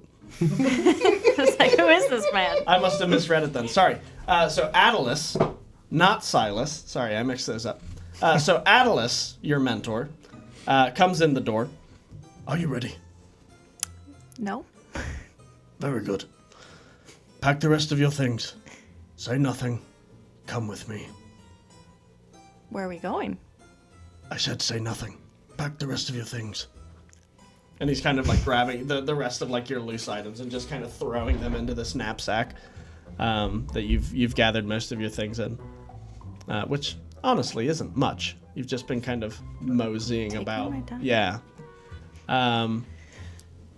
As you grab the rest of your effects, Attalus kind of peeks out the door and opens it and kind of like beckons you to follow through into the hallway. Why are you hiding? Shh. Quickly. We must make for the main entrance. Following. Go. And he kind of like walks in front of you, and from behind you, when you turn out of the door, you see Briseis. And he goes, "Hey, where are you going? Are you leaving?" He's kind of like tiptoeing down the hall. Where are you going? Shh. Are you leaving? I don't know. Where are you taking? Shut up. Both of you. And he kind of walks down this, the maze of hallway. Well, it's not a maze to you, of course. You've grown your whole life here. As you're kind of taking turns left and right to get back to the sort of main entrance, this almost reception desk. As you reach the corner, where the room begins to open up into this sort of more open check-in station, Attalus kind of puts his hand up, to motion both of you to stop. Stay here, he says, as he kind of like wraps around the corner and heads to the front desk. Excuse me. Outside of the main sort of archway that composes the entrance of the building, you can see two guards of the academy, the sort of orderlies of your institution, who are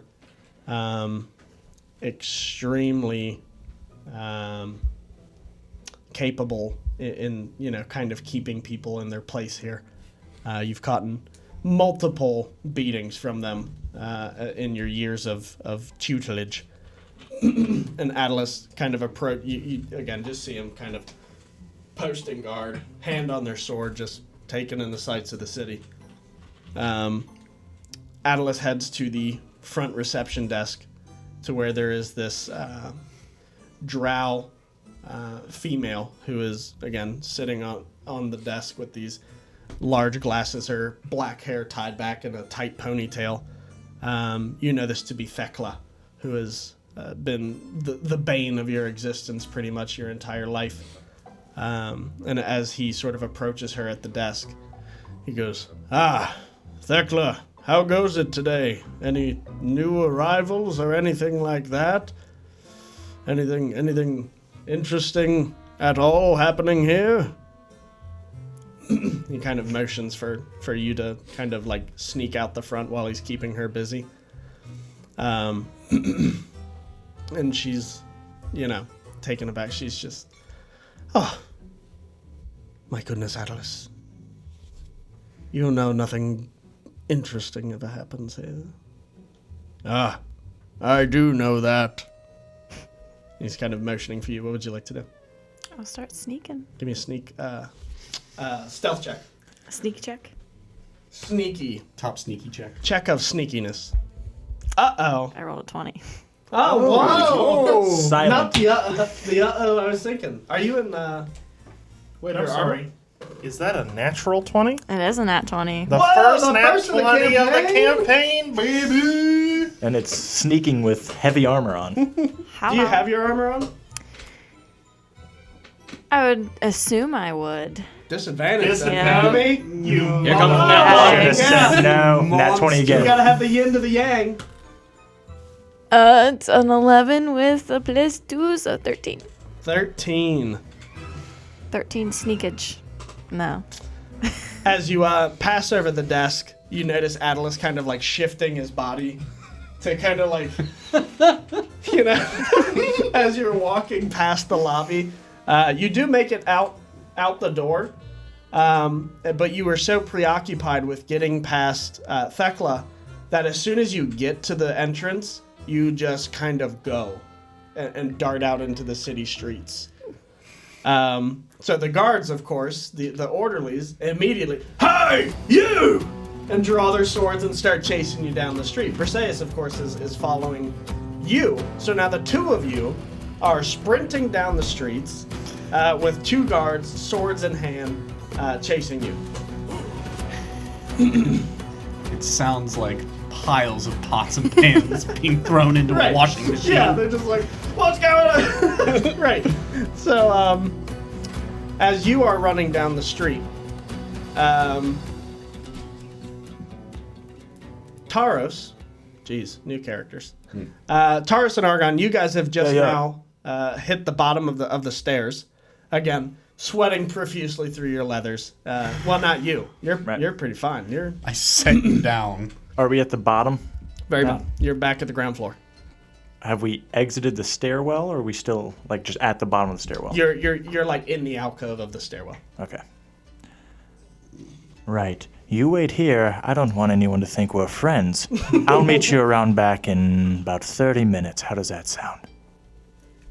I'm just gonna follow you. You were worried about you being a jerk. Right. Sure. You can follow me. Where you heading? I'm walking out, but I'm gonna take a glance over where those shady fellers were and see what they're still. Are they up to anything? So as you look down reading the their books. corridor, the first thing you notice is that the gate is wide open, and there are several of these that the once chained books have been unchained, opened, and are now sort of scattered on the floor. Just several dozen of them.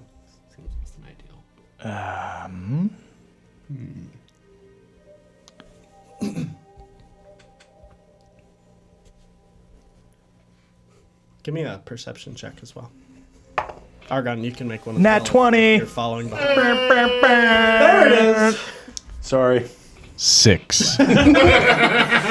Oh, good. He's looking the wrong direction. As you look down the alleyway, not only do you see sort of, again, these dirty, aged is a good way to put it, these old, almost ancient-looking leather-backed books littering the ground. You notice, as you sort of look at the leftmost collection of these books, there is this almost like coagulating liquid that you notice is kind of like seeping underneath and puddling this crimson kind of blood. It's blood. Okay. There's blood under the books. I know what blood looks like. All right. I didn't need a nat 20 for that. That's okay.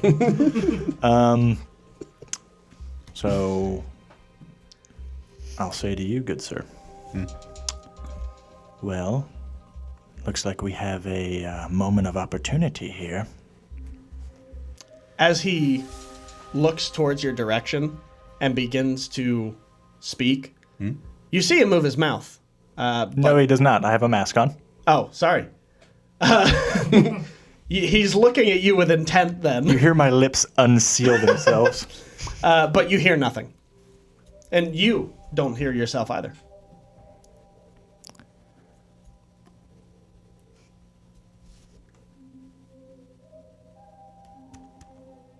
I'm gonna point. I'm gonna point where all the books are on the ground. Sure. Uh-huh.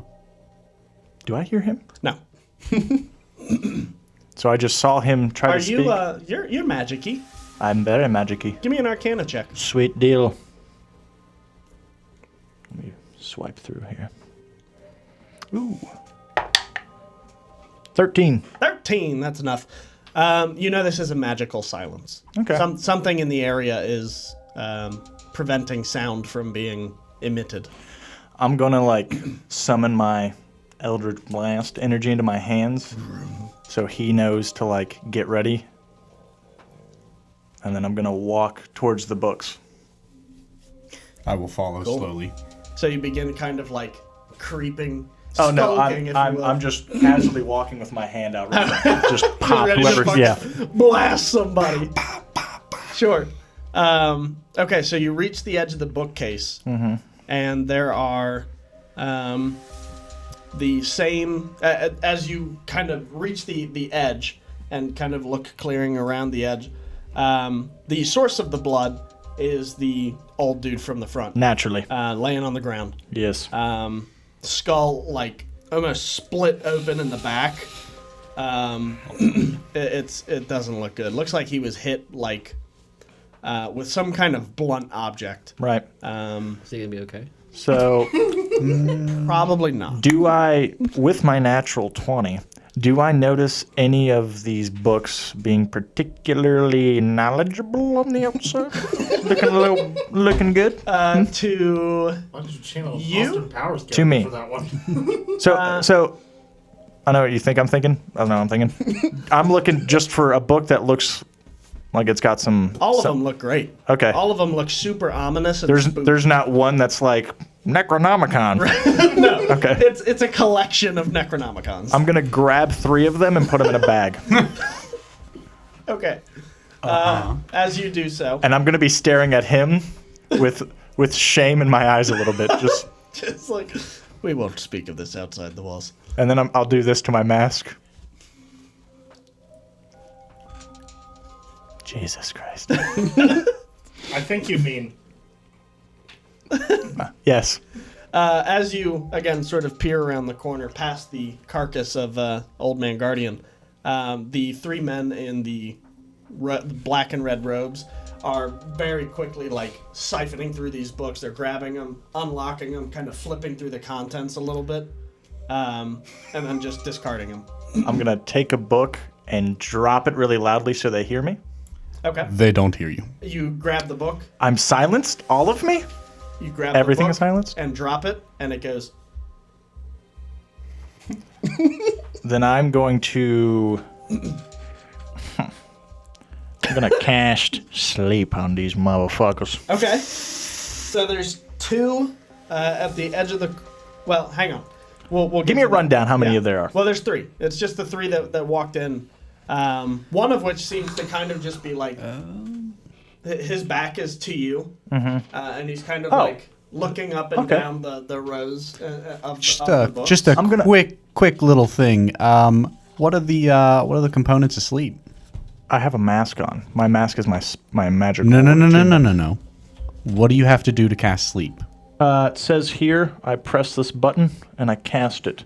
Nice. If you A pinch of fine sand, rose petals, or a cricket. Okay, but what's the casting requirement? Ah. If it's verbal, you can't do it. Yeah, if it's verbal, you can't cast it. That's unfortunate. It doesn't say verbal. Almost like somebody It doesn't say planned for verbal this. anywhere. Does it say VS? I told you, Sam. It says VSM. Yeah, verbal somatic material. Shit, can't cast it. Okay, fine. I'll creep up behind him. Yep. And do I notice anything that I can snag off him? I mean, what are you looking for? His car keys? What a dangerous scenario. You know what this needs? A robbery. Right. All right. Yeah. No one's a fan of this plan. No, you can absolutely make an investigation check. What are you looking for? His car keys, his wallet. To be honest with you, yeah, I'm seeing some sketchy dudes that just clapped old man, and now they're looking through books. Yeah. So maybe some sort of identification. You know what? Where's your bad guy ID? I'm backtracking all of this.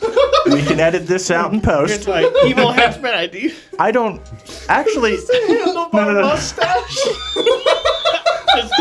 It's the Henchman number one. fake nose and glasses, like disguise that he left in his pocket. You just pull out a note and you unfold it. I am evil. Oh my god, that guy just killed and robbed somebody. Let me see your license, sir. All right. Obviously, no one's a fan of this idea. Taros really wouldn't give a shit because I've done what I've came here to do, so I'm just gonna turn around and walk away. Okay. There's a Goliath in your way, so you kind of gotta like squeeze and shimmy past him. Argon, what are you up to? I'm actually just gonna keep walking forward like I can push him, knowing that I can't until he moves. Like a poorly scripted NPC. Yeah, like I'm lagging out.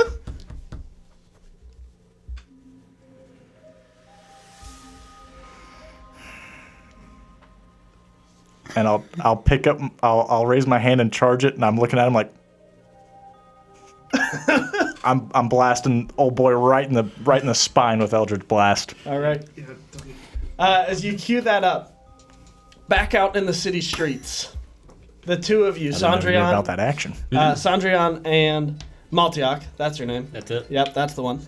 The two of you, as you're kind of winding down the street, the edge of this alleyway that you're currently in begins to kind of open up into the main courtyard, I suppose, for a lack of a better word, where, again, large ceremonial fountain, identical to the one you saw before, but bigger, way bigger. And this one, instead of just having some dude at the top in the toga with the lightning bolt, there is like a carousel almost of what you recognize. Do you follow the major religion? I'm guessing. Yeah. You realize to be all of the major Greek gods, kind of just in this immaculate marble sculpture at the top of this, like, Fantasia fountain type deal. You know, if you had a little Beautiful. bit of patience, you probably could have taken a bath in this one. Guess I could have. Would have been a nicer bath, I'm sure. Okay. Just pointing that out to you. Now you know to maybe wait for a bath to get a better bath. Or I'll just have you cast the filth off of me again. I can cast it back on you if you want. I'd really prefer you not to. Okay. But I could. As the two of you kind of like take in the courtyard in front of you, from behind you, there is a ever increasing like sound of hurried footsteps. And you look behind you, and there is this girl, kind of like robed in this just beautiful armor, just booking it down the street. Behind her, dude with spear and shield in hand, he's like right behind her. And then in the distance, another 20 or so feet behind them, two of the city guard heading behind them. Stop. I'm not even casting a spell. Just stop. Halt! Wait a minute. No, what's going on here? I'm just gonna watch. Right. So, yeah, you are. Your back's still sort of turned as all of this is happening, but as you're like running, this large group of two guys are moving more of this lumber like across one of the alleyways, the cross alleyways, and as you like duck under it, you sort of like lose your footing and stumble forth, and she bumps like right into you, kind of hits you and stops. What would you like to do at this point? What is your race again? Goliath. Okay, I forgot. He's Just picture Huge. a person, Big, but large. much bigger. Big. Okay, so I'm gonna Blue. run into you and not go very far. She's gonna kind of look up at you and see that you're very large men. You better keep running or they'll catch you. No. Stay and fight. Stay and fight. Briseis like kind of, yeah, he's right. We should stop them. Yeah, that ugly guy seems to know what he's talking about. Oh. Well, your ugly Low guy is blow. rather large. Much larger. Whoa! Yeah, but this slab of meat's the best fighter I've ever seen. Yeah? You want to show me on those two guys? Gladly.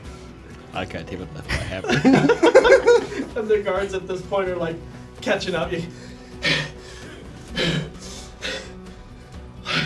Caesar. I don't. I'm sorry. Who is are you Caesar? talking to? You there, large man. No, he's with me. I'm also with him. Oh, I'm sorry. he looks at the other guard. Like, can we handle this? I'm sorry, sir. My name is Sondrion. I'm new here. Is there some kind of problem you're having, other than your diet and exercise routine? She's oh boy. Seems like it's mostly just a diet. She's escaped from the pits. We're trying to take her back. Well, I'd want to leave too if it's a place called the Pits. Oh no, it's just a bad name, that's all. That's a terrible name. Well, Branding is everything. yeah. Well, what's this nice lady in her really, really polished armor doing in a place called the Pits? And why would she try and run from it? I don't know. I just know I'm supposed to bring her back. So, if you can help me grab her. No. Well, I'm sorry. Your whole defense here is that you're just following orders? That's not a very good look. Well, make a persuasion check. Straight roll, kids. Oh boy. 11. Ooh. Not terrible. Not great, but not No terrible. mods. No mods. No mods. Perfect 0. He kind of No mas. looks at you, and you can see he's like kind of thinking all this over, like if it's worth it. And he kind of like looks at his guard friend, and both of them just kind of like, she's coming with us, or we'll take your heads. Well, that's not very welcoming of you. I mean, this is my first time ever in this city, and the first exchange I have with one of the respected members of the guard here is just to threaten me over asking some questions regarding this woman. I'm gonna step up real close. Casually approach guard. So he's about like navel height, right? He's probably like right. The top of his head is probably like right at your solar plexus. I think it's best for you to turn around. Make an intimidation check.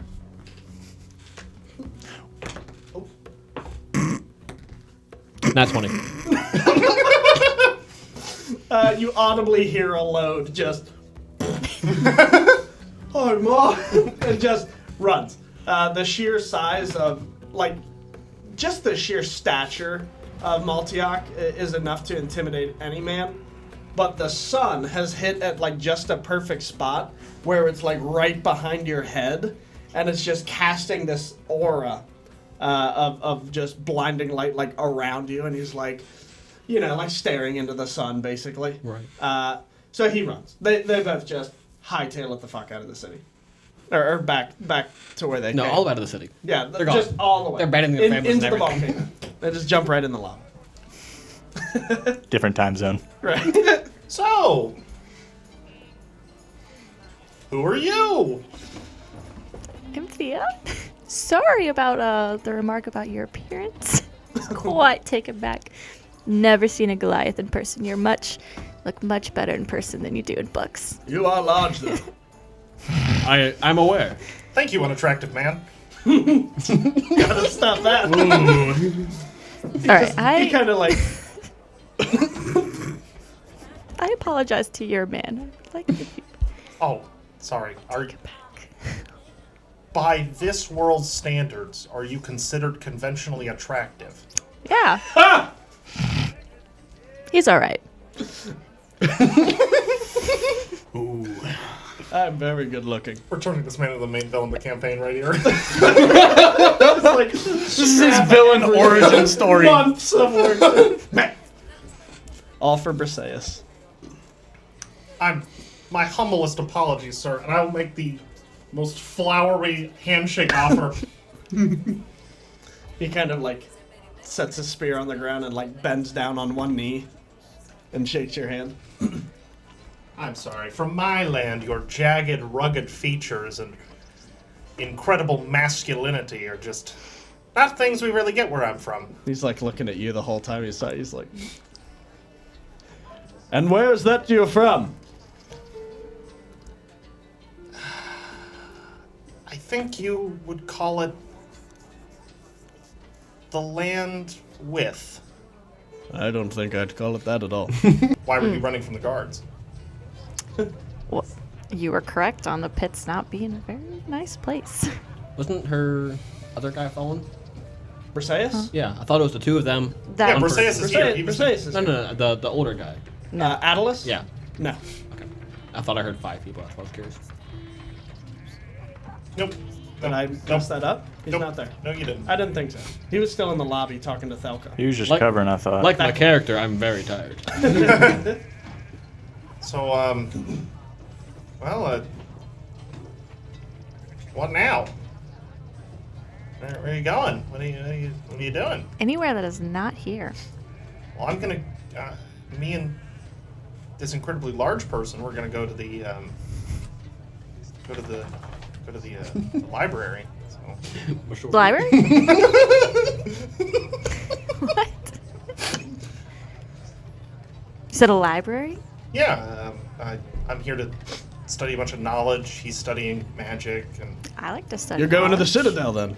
yeah, that's correct. I could use a good book. I would not stay here long. Just runs for her life. I could use a book. Those idiots will be back with more men. We should not linger here. This is kind of a weird question. I will answer it, short man. Well, I have 2 weird questions. I will pick one. Okay, well, I guess my first one is, do you have a favorite food? And then my second one would probably be, how old are you? You look really young. I'll pick the age one because it's easier.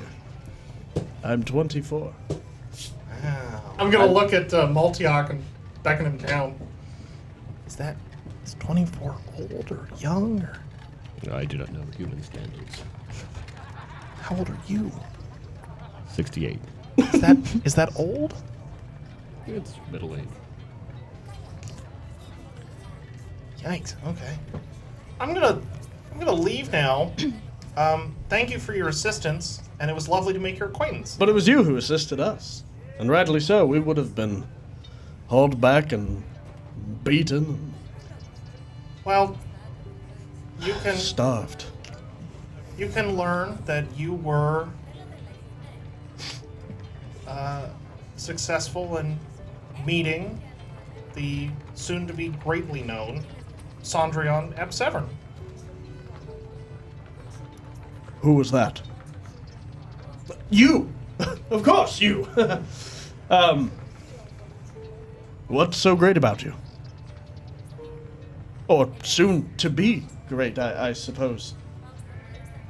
Well, I guess it's really just a matter of time, isn't it? I mean, if you don't go into the world dreaming of greatness and achieving great things, why are you really here? That is good. Every man should forge his own story with that attitude. I agree. Perhaps we would all have songs sung of us. Well, maybe. But thank you for your assistance. Maybe some of us. And then I'll, Not you. and like with the Forge Man, I'll spit at the ground at his feet.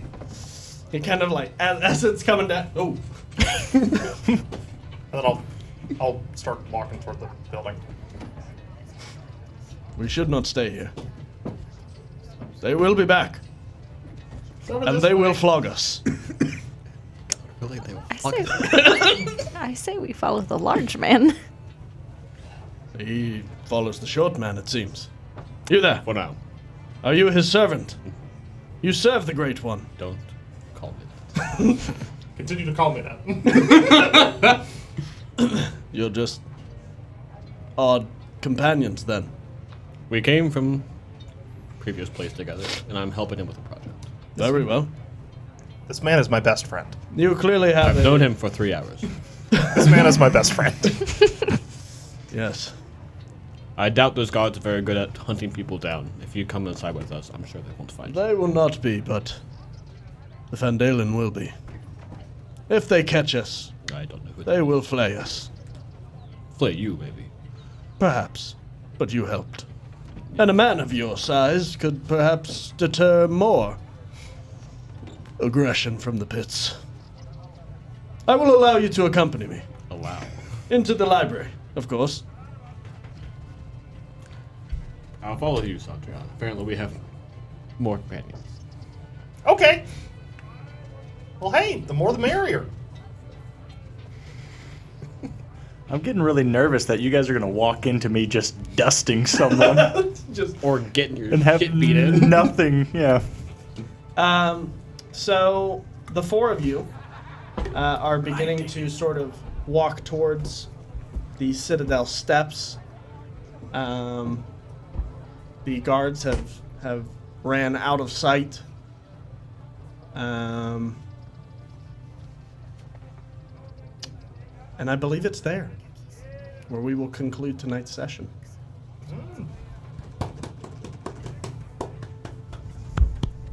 Good. I got a little bit of G fuel in my eyeball. Thanks for watching, everybody. Have a great night.